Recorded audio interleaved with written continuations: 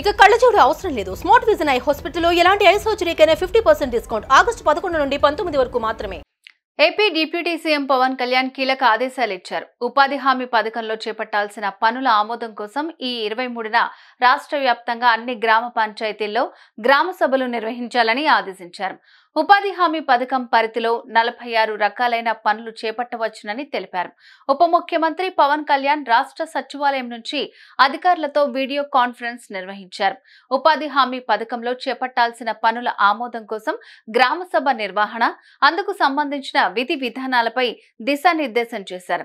ఈ నెల 23న రాష్ట్ర వ్యాప్తంగా అన్ని గ్రామ పంచాయతీల్లో గ్రామ సభల నిర్వహణ చేపట్టాలన్నారు.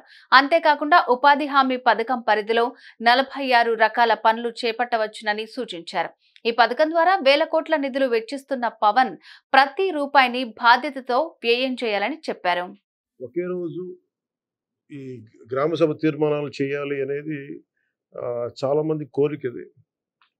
పంచాయతీరాజ్ వ్యవస్థలో గ్రామ పంచాయతీల నుండి జిల్లా పరిషత్ వరకు పటిష్టంగా ఉన్నప్పుడే నిజంగా మనం అనుకున్న అభివృద్ధి సాధించగలుగుతాం.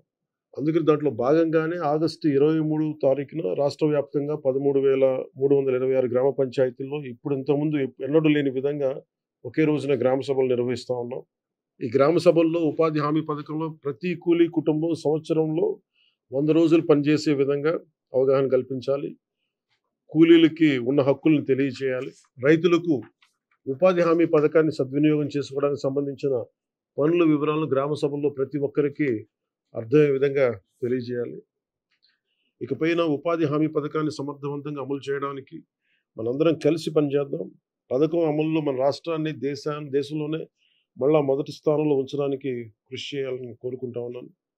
గ్రామాలను అభివృద్ధి చేసే మహాత్మా గాంధీ గారి కళలాగా గ్రామ స్వరాజ్యాన్ని స్థాపించాలి, ఆ దిశగా అడుగులు వేయాలని చెప్పి మీరందరూ కలిసి మాకు సహాయ సహకారాలు ఇవ్వాలని మనస్ఫూర్తిగా కోరుకుంటున్నాను. సుమన్ టీవీలో మీ పర్సనల్ అండ్ బిజినెస్ ప్రమోషన్స్ కోసం కింది నెంబర్కి కాంటాక్ట్ చేయండి.